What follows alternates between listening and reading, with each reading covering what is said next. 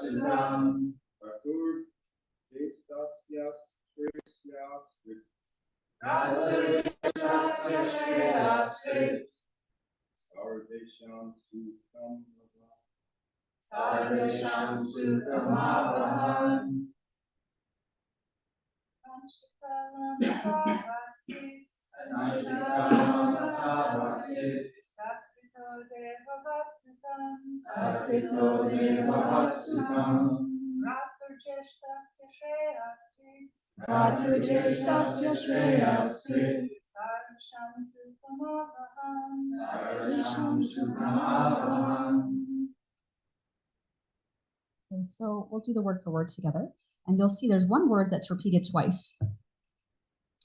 So let's do this. Kanchit, for a few days. Kalam, time. Ata, thus. Avatsit, resided. Satkritaha, being well treated. Devavat, just like a godly personality. Sukham, amenities. Bratu, of the brother. Jestasya, of the elder. Shreyakrit, for doing good to him. Sarve Sham, all others. Sukham, happiness. Avahan, made it possible. So sukham is repeated twice. It's translated in two different ways. Amenities and happiness. So with amenities, usually we experience happiness, right? Like some contentment. So sukham. He wanted, okay, so let's read the translation together. Thus Mahatma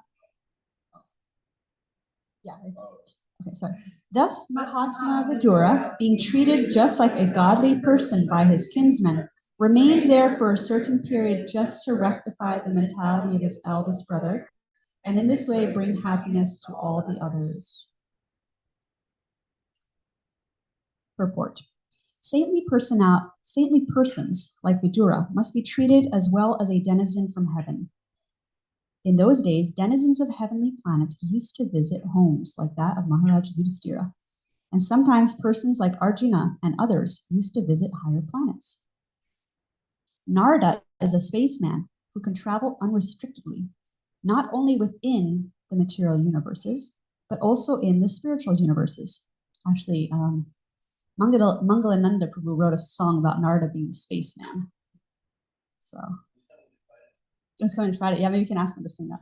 It was a short little poem that he did. Even Narada used to visit the palace of Maharaj Yudhishthira, and what to speak of other celestial demigods. Now, this is an interesting sentence. It is only the spiritual culture of the people concerned that makes interplanetary travel possible, even in the present body. I'll read it again. It's only the spiritual culture of the people concerned that makes interplanetary travel possible, even in the present body. So when I saw that, I also whoa, interesting sentence, huh? Yeah, it's only the spiritual culture of the people that makes that possible.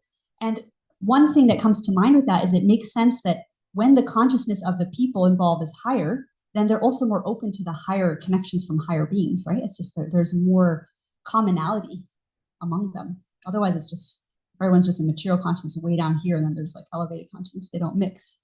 But when there's some commonality, then they can go both ways, traveling. Maharaj Yudhisthira therefore received Vidura in the manner of reception offered to the demigods. Mahatma Vidura had already adopted the renounced order of life, and therefore he did not return to his paternal palace to enjoy some material comforts. He accepted out of his own mercy what was offered to him by Maharaj Yudhisthira, but the purpose of living in the palace was to deliver his elder brother Dhritarashtra, who was too much materially attached. Dhritarashtra lost all his state and descendants in the fight with Maharaj Yudhisthira, and still, due to his sense of helplessness, he did not feel ashamed to accept the charity and hospitality of Maharaj Yudhisthira. On the part of Maharaj Yudhisthira, it was quite in order to maintain his uncle in a befitting manner, but acceptance of such magnanimous hospitality by Dhritarashtra was not at all desirable. He accepted it because he thought that there was no alternative.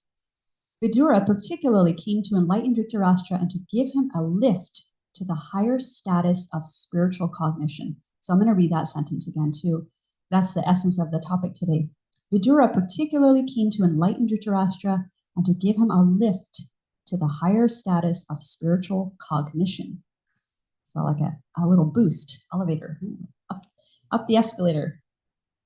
It's the duty of enlightened souls to deliver the fallen ones, and Vidura came for that reason. But talks of spiritual enlightenment are so refreshing that while instructing Dhritarashtra, Vidura attracted the attention of all the members of the family, and all of them took pleasure in hearing him patiently. So the gathering, right? It's like when you have something in the material world that's interesting, that crowds start to form around. So in this sense, it's spiritually being drawn. All these other members are coming. This is the way of spiritual realization. The message should be heard attentively, and if spoken by a realized soul, it will act on the dormant heart of the conditioned soul.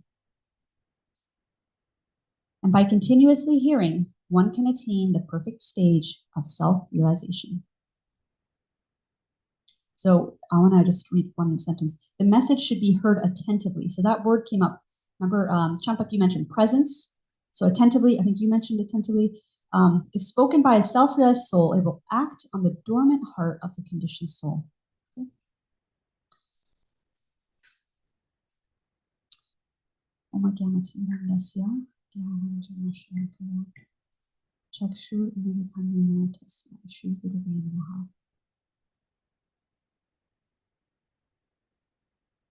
So what I'd like to do is look at three areas. One is, generally speaking, what's the power of a spiritual conversation or spiritual discussion? What does that do? And then we'll look at the role of the listener or the receiver within the conversation, and then the speaker or the giver. And that can alternate, right? Who's listening, who's speaking. But particularly in the context of who's receiving knowledge from personality and who's the one teaching. That's the context I'm describing here. So first, we went around and we were sharing like what makes a conversation substantial, what makes it important. And yeah, you had really good answers. So one of the things I remember Chris was saying is that it's deeper than just a superficial thing. It actually, there's some quality to it that is transformative. And how is it transformative? So think for a moment. You can close your eyes if you like. Think of a conversation either in scripture or a conversation you've had in your life, a spiritual conversation, discussion. Just think of one of those and what came from it. What is something that resulted how did that transform, or how did that evolve either your consciousness, the other person's consciousness, or the personalities that you heard about in scripture?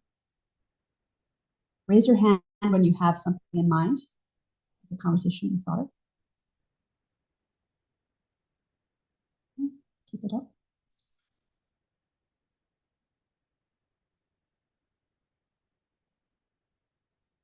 Okay, so mostly everyone. So I'd like to ask you, I'd just like to open it up for a moment. So what is a conversation, and keep it short, or just say whether it was, you can say it was a personal conversation, or you can say who you were talking to, or you can just say it was this personality speaking to this personality, and what came from that. What was so it could be like 2 sentences, your response.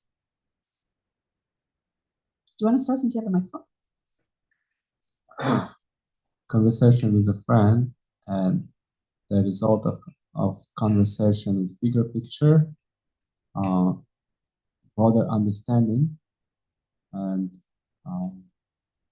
higher consciousness, I can say, like broader consciousness, like more inclusive understanding. Nice. Yeah, when you said that, I thought about, when an airplane goes up, you start to see the bigger picture. You start to see, the whole map, right? So you got that higher perspective. Yeah, Shyamala, can you use the microphone? Can you pass this? Conversation with Guru, and results more love for Guru and Krishna. Nice. Very, short and sweet. That's the essence of bhakti, right? That increased love. Yes. It was a conversation with me and Rasika, and the result was me being feeling understood and more able and comfortable within Krishna consciousness. Very nice. That's so important, to have people that we can converse with, where we can leave feeling more at ease and comfortable in Krishna consciousness, more like ourselves. That's essential for our life. So I'm glad that you had that conversation. Yes.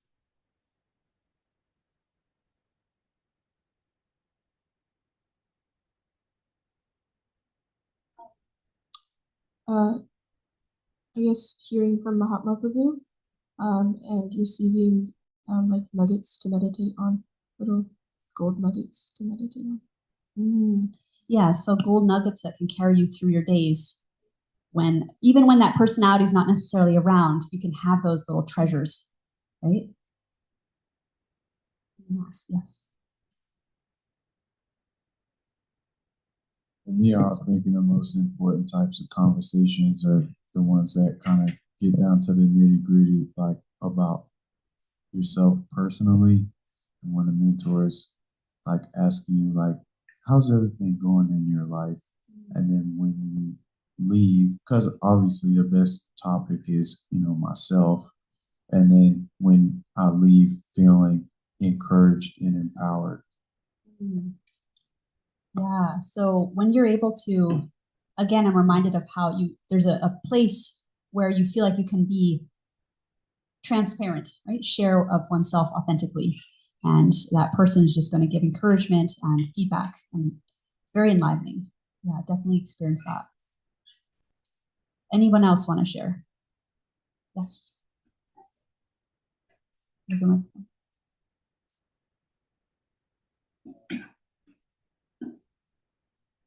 My father to express that I love him.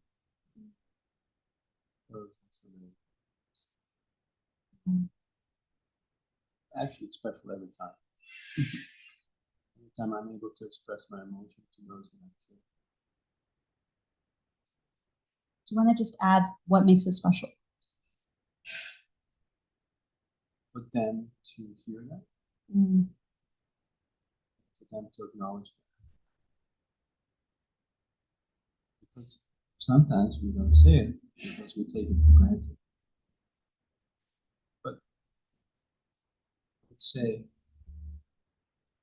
in general, people like to hear and to feel that their life is meaningful and fulfilling to someone else, especially that someone else is somebody they care for. Yeah.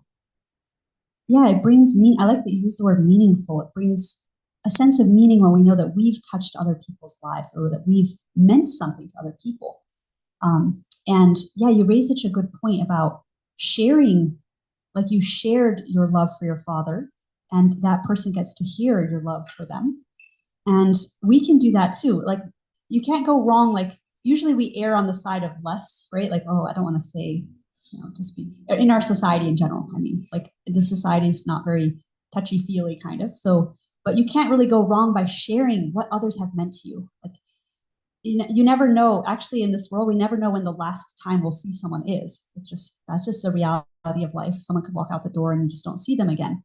So tell them, don't wait, right? Tell them now. Like, tell them while they're here. And you never know like how it feels. It opens a heart to share, and it also touches them, touches the other person to hear it.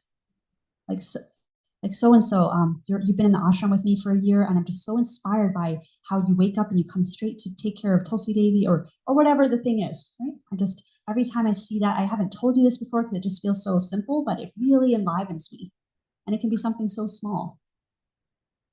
Yes. I was talking to Kalatan some time ago, and I was sharing with him that some things bother my heart, bother my mind, and I know with your insignificant, but they're still bothering me. And sometimes you need someone else's help. So I asked the Prabhuji, can you please pray for my heart, pray for me? He just said yes.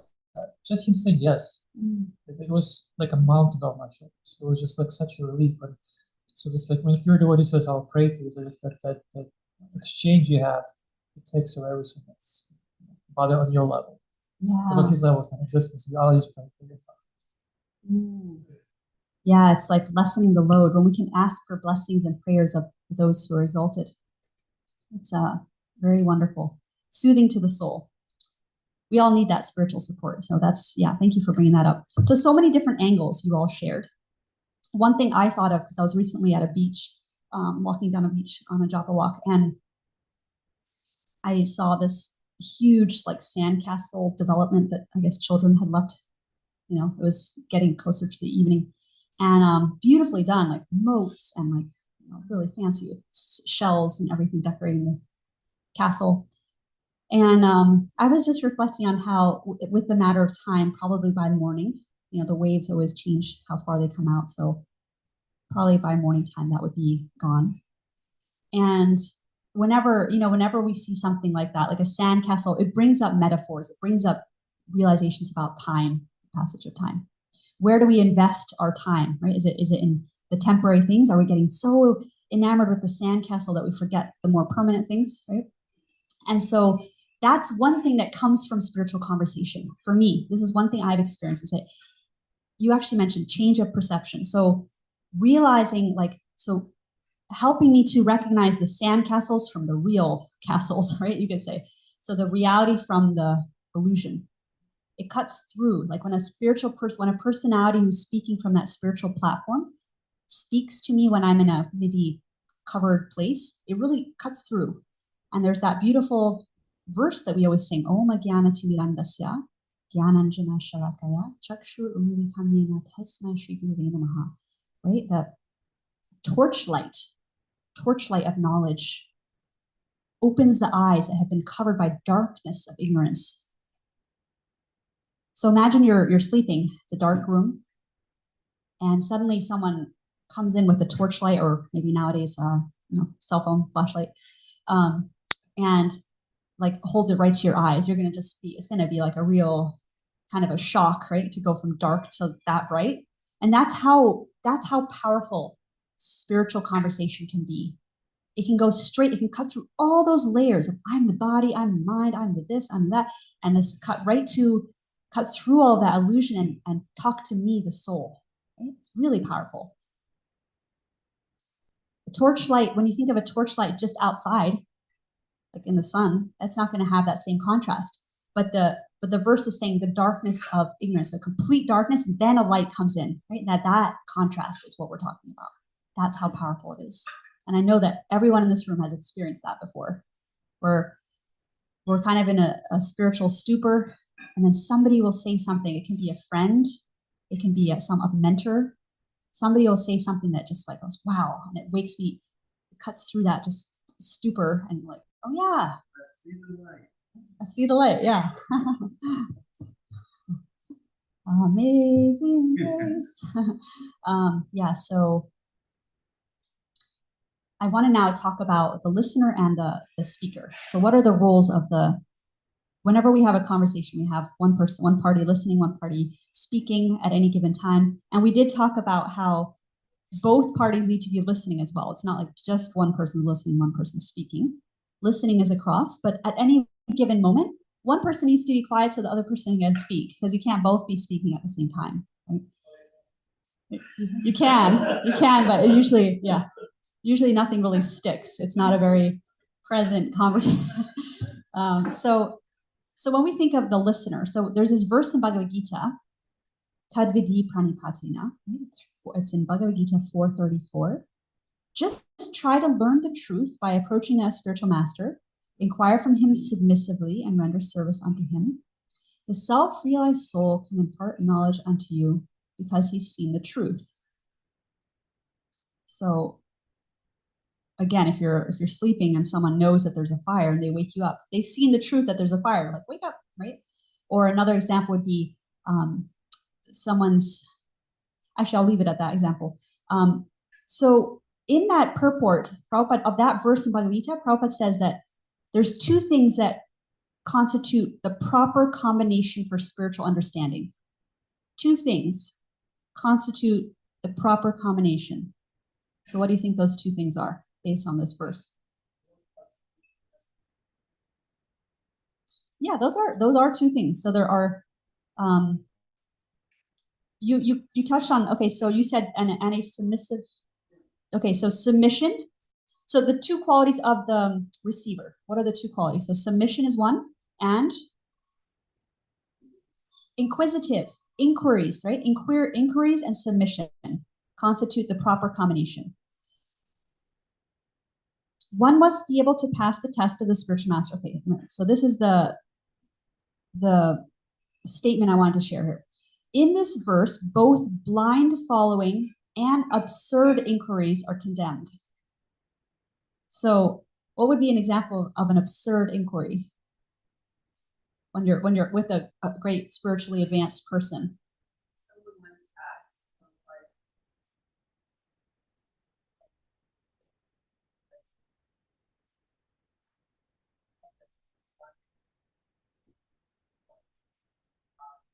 Yeah.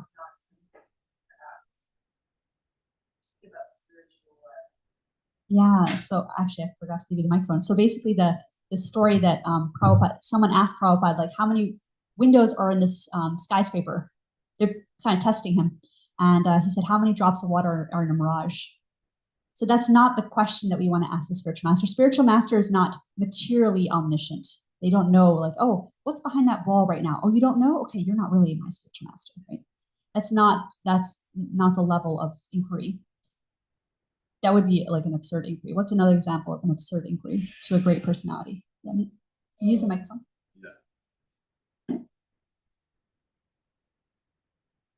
Kind of trivial, like, should I like get these white bed sheets or these like green ones? Like, I don't know. it's like just don't waste your time.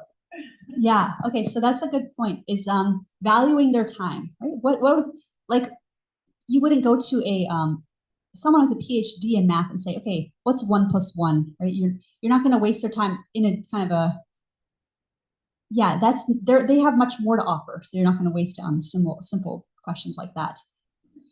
Yeah. So that's a good point.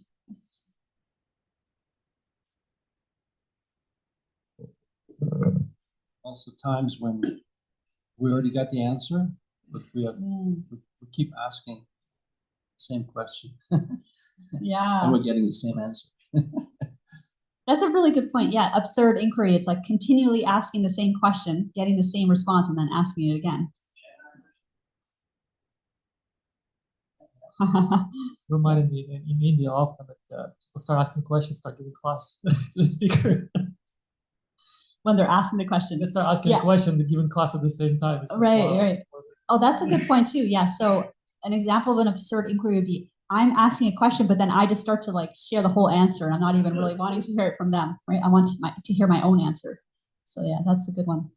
So the other part of it was blind falling. So those are the two things that are condemned, right? Blind falling. So that's interesting. So we don't want to have the opposite extreme where anything that they say goes, and I don't question it. I'm not thoughtful. We want to have, Prabhupada said, Krishna consciousness is a science. You have to be thoughtful. It's not just, oh, listen, okay, robot, I just do it. So those are the two opposites. So the two things that were required are inquiries and submission. And the two things that are not required are blind following and absurd inquiries. So, interesting. So those are on the receiving end. And then on the listening end, also being present is really important. Let me really try to hear. And in the mood of submission means in the mood of openness, right? We often like rile at that word submission in this world. I don't want to be submissive to anyone. I'm fly my own plane, right? But really, if you think of that word and you think about someone being open-minded, I'm going to step back with my ego enough to, let's see what this person has to say. And then that way, let me let the ego aside and let me be open and receive it. And then if I have questions, I can follow up with a question sincerely. I brought this book, Perfect Questions, Perfect Answers. Brahmatirtha Prabhu gives class here. So Prabhupada named this book Perfect Questions, Perfect Answers. When Shama Sundar said to him, Prabhupada, you gave such perfect answers to all of Bob Cohen's questions. And Prabhupada said, yes, you can name the book from the transcriptions. You can name it Perfect Questions, Perfect Answers. And Brahmatirtha Prabhu often talks about how he stumbled upon this formula. He says it that way. Right? He says, I stumbled upon this formula, where he was in that, following this first, inquiring with submission, just listening, asking, but inquiring with thoughtfulness, asking questions. And then also the other part of it is rendering service. And he was also feeding all the food for life, the prasadam, to the refugees from Bangladesh. Right?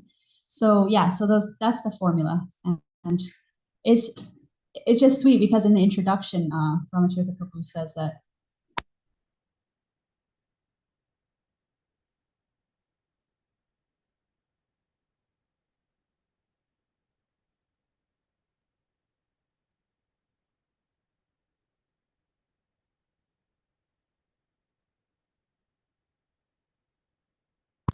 he talks about that. Somehow I stumbled upon the formula of, he describes it. He says, according to this instruction, there are 3 qualifications: visit the Guru, inquire without challenging, and assist the Guru in some way. Yeah, so that's a more contemporary conversation within our life, or within his lifetime, the first generation's lifetime, of an example of that, of being a listener, so that a listener doesn't just mean being quiet, it means asking perfect questions. And what is a perfect question? Perfect question is one that's asked from sincerity and authenticity and honesty. Right? He was very honest with Prabhupada. So now the speaker side. So in that role of being the one transmitting the knowledge. Again, so the speaker is also a listener, remember? So Vidura, he's going to be speaking to Dhritarashtra, giving him advice, but he's not doing that blindly. He has been listening to Dhritarashtra's struggles. He's been observing, he's been recognizing what he's been going through. And therefore he's speaking from that place. He's like, it's not just speaking at someone or preaching at someone. It's being aware of what's going on for that person and listening enough to know what's going on for them. Like you shared, Jonathan, that when you go to a mentor, when you go to a mentor, they give you that platform to share fully, right? They're not just speaking at you right from the start. They're first hearing what you're going through. So what was the qualification of Vidura? Well, first, what was not a qualification? What was, that's not how to say that. That sounded incorrect. What is something that was not necessary? What was something about Vidura that was not a deal breaker? What are the things that are not the important factors in receiving knowledge from someone? Birth, Is that what you said? Birth. Yeah. Vidura's birth, right? He was a lower status than Dhritarashtra. So he has lower status. So that's what is another one? Yeah. Social status. Yeah. That's not a qualification that is necessary. What else? Material wealth, right? Someone could be very poor. Appearance. Yeah. Familiarity. So you said? Yeah. Familiarity. Age. Yep. Vidura was actually the younger brother. Age. What else? Age. Okay.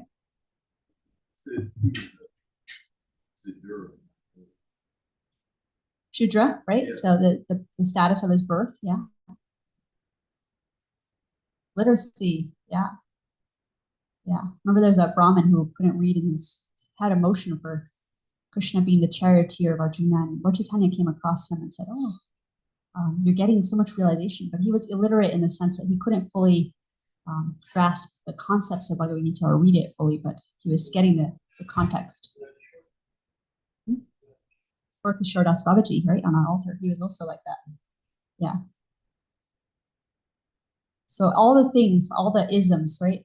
All the things, all the body, right? Race, skin color, gender, age,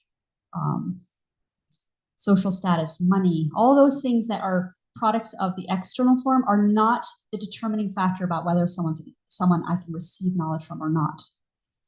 So then what is? Then what is the qualification?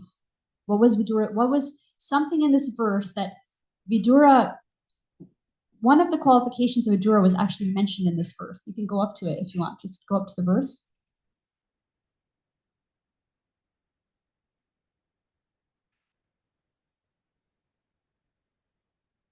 It's not direct. It's not like, you have to read it a little bit and see if you can find what I'm talking about. It's a qualification of his character. Yeah. But he was compassionate towards his brother, and his motivation for coming to the palace and staying there for some time, accepting all his hospitalities, actually was just to uplift and help his brother. Right. He was selfless. That was a qualification. He's selfless. He's coming back not because of the comforts of the palace, but because he wanted to help. Compassionate and selfless. Giving. Right? Another one is he was detached. He was already renounced himself. He wasn't coming back for material comforts. He was in a renounced place, doing this with an act of devotion, but generally detached. Not. He's just wanting to help. And actually, sometimes, okay, here's an interesting thing that applies to us, even from psychology or social psychology perspective. When we come in, like, let's say we all have the opportunity to share from our realization about Krishna to others. We're always going to have that opportunity, especially being at Krishna House. We're going to meet someone new, and we're going to have an opportunity to be the speaker, right? The one who's sharing. So what has the most influence on someone's transformation is not when we speak at them. Speaking at someone doesn't usually result in that change. And actually, there's some research, I was just looking into it a little bit before this class, that influence is mostly caused by how we live our life, and we show by our example of, let's say, for example, I'm with a roommate who's just a couch potato, right? And they never want to do exercise. And they're just sitting there all day on the couch eating chips. And I'm just so frustrated. I wish they would just get up and do something. Research shows that if you try to talk to that person and say, you should go to the gym, you should do, let me help, right? And you try to convince them to do the gym thing, they're actually going to resist more. It backfires. But if you wake up, go to the gym, and consistently you do your thing of living the life that you hope that they would also do, and you're doing that, but you're showing that this is joyful and I'm enjoying it, and I'm coming back from the gym very happy, and right, this is a material example. Now, if you look at it spiritually, it's the same thing. Instead of trying to push something at someone, we show by our own living of it, like filling our cup with it, that is actually more powerful. So they see like someone from Krishna House, and someone on campus goes, wow, these people just radiate joy. That's what draws them in. Like, I want to see, like, and then they think we're all influenced by each other. We think we're making a choice. We don't actually realize that we're being influenced by what we see around us. We want to, it's very subtle, but the science of being influenced. So when we're the one who's speaking, we have to make sure that we're filling our cup, and that our cup is then spilling over. Like we're feeling so good in our connection with Krishna that when it spills over, then it touches others' lives. We're not like talking at them to change them, right? So that's the real effect. And that's where Vidura is coming from. He's coming from having done it. He's done this process of renouncing. He's going to share with his brother about the power of renunciation. And he's going to speak some harsh words, but it's all from this place of having done this work of being a good brother to his, being kind, being compassionate, listening, and also showing by his example of how it's possible to do this. Okay, so when we have that opportunity in our life, then we can speak from our realization. Like wherever we're at, Prabhupada said, you can do it from your own realization. There was a little girl, Saraswati, in the early movement. She was the first child in the movement, so she was a big sensation, right? First cute little child. And she would, especially in India, when she was learning to speak and she would share the philosophy with people, she would say, Krishna is the supreme personality of Godhead and you should surrender to him. Because that's how the classes were back then. And she would tell people, she would just go up to people and tell them that. And they would smile and go, okay, they would like listen to her, especially in India where people are pious, they would listen to that and go, oh, child. And Prabhupada would comment on that. And he said, look, this child is speaking from her realization. She's just saying what she heard and she's speaking from it. It was so blunt, like kind of childlike. And similarly, when we're at whatever stage we're at in our experience, we can share our realizations. And that's more impactful than speaking at someone like, oh, you should change it. You should. It's like, no, let me tell you about what my year at Krishna House has meant to me. This has been so profound. I had this amazing experience this morning when I went on a japa walk and da-da-da-da-da, right? And then that's really when they open up, they want to hear. It's like, oh, you're not trying to talk at me, you're sharing what you've been through. Okay, maybe I also want something similar.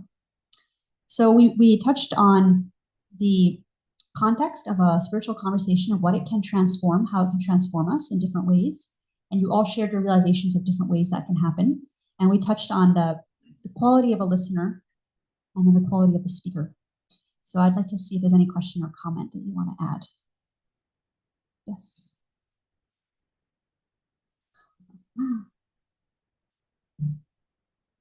At the end of the purport, there's something that Prabhupada states in terms of the self-realization that continuous hearing will yield to that. Getting there, yes. Continuously hearing. Question about that. How would you define that? Because sometimes I see in the name of continuous hearing, we don't give enough room to digest, to reflect, to apply. It's like, eating, continuously eating, what can happen? You can get some constipation. So could you help me understand continuous hearing?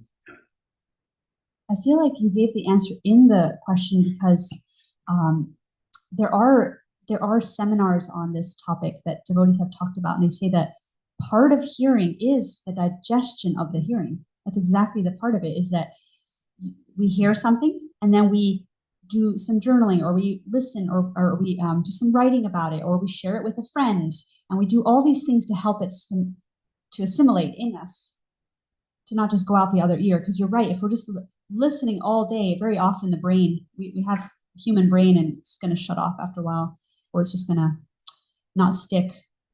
But really hearing means I really understood. And if you go to, like, even for example, if you go to a therapist or something, or a mentor, sometimes they'll have a notebook, right? And they're hearing you, and they're also jotting down notes, and they're trying to really process what you're saying, like taking that. And so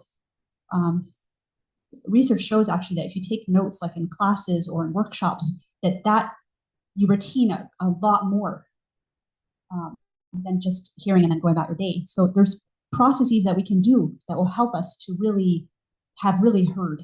And it can take days sometimes to digest something and really, like after a retreat, you've probably all been on some kind of workshop or retreat, and it just takes time to mull it over and like, hey, now how do I apply this? So then asking questions to myself, like, how do I apply this to this situation?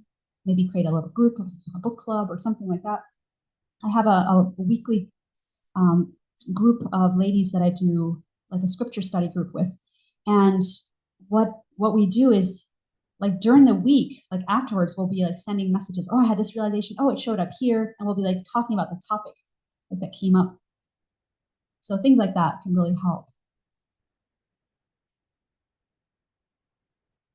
When you were talking about the power and weight of the words that the words have to follow when he preaches, I heard a story which I heard many times, but I heard a few days ago. It's Crystal, when mother takes her child to that saint, and she says, "Oh, Father, please, could you tell my son not to eat sweets?" Right? And he says, "Well, come back in a week." So okay, she comes back in a week. He takes the child, looks at him, and says, "Okay, don't eat sweets anymore." Okay, mother's like, "Is that it?" I was like, "Yeah." So, "Dear sir, why did you have to wait for a week?" He's like, "Well, I had to start eating sweets first, so my words would have some weight." That's a really good point. So we have to, what is that, walk the talk? Yeah. So first, that's kind of a humorous point in families. Like the father will be like, "Don't smoke cigarettes" to the kid, but like, smoking. So what we observe is actually more influential than what they say. So yes. Speaking to how, one of the most powerful ways to speak is to speak to your own, like self-realization. Like, here's my year at Krishna House and how it went. But one of the things that I sort of like get in my head around is like, at what point is that being self-absorbed and like egoistic? And at what point is that actually helpful for the other person? How do you like mediate and navigate that and really speak in a way that is actually for the highest good of both yourself and the person who's listening when you're speaking about personal experience? Yeah, that's a good point. It can easily go to the other extreme. You ever have that where you're conversing with someone, and then every time you say something, they go, "Oh yeah, me too. I also," right? And so it's like almost like two separate conversations, where it's like that person, they're both talking about their own thing, and there's no joined. So yes, that's a really good point. I think it's just a lot of things in life are finding that balance, that middle way, right? Between first fully making sure that the person feels heard and like, did they say what they wanted to say? Because very often people just want to speak and be heard. Okay, so then that piece is there. And then maybe offering like, "Hey, I would you like to hear an anecdote from my life, or that, it really touched me, or I got this realization," and then like in that way. So just moderating how much we talk about our own selves.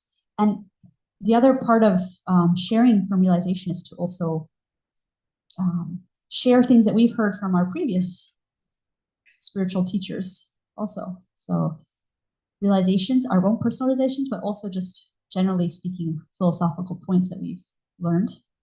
So it doesn't always have to be my case study or my anecdote, my personal anecdote.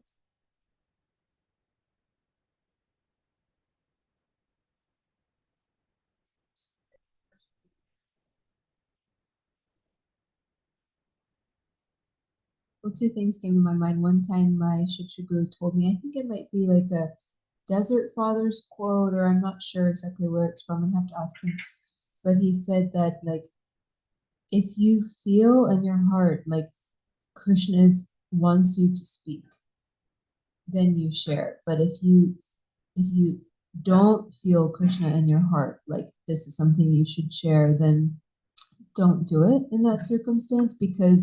And you have to ask yourself, because it says in the Bhagavatam actually that like your own personal spiritual realizations, or you're not supposed to share them, or they can lose their potency unless you're sharing for the benefit of someone else. Because them hearing your spiritual realization is going to inspire them and their own spiritual realizations. So if you're sharing it from a place of like, kind of wanting to get any sort of subtle appreciation, then it shouldn't be shared, only if it's really a service to that person? Yeah, good point. Am I sharing this because I want to boost my ego and go, wow, look, they know how amazing, or am I doing it really genuinely because it feels like this is going to be helpful to them? Being discriminating about how much we share and with who also. Like there's certain personal realizations that we have in spiritual life that we don't just share widely. We share according to the qualification of the receiver as well. Chris, we'll just end on this point.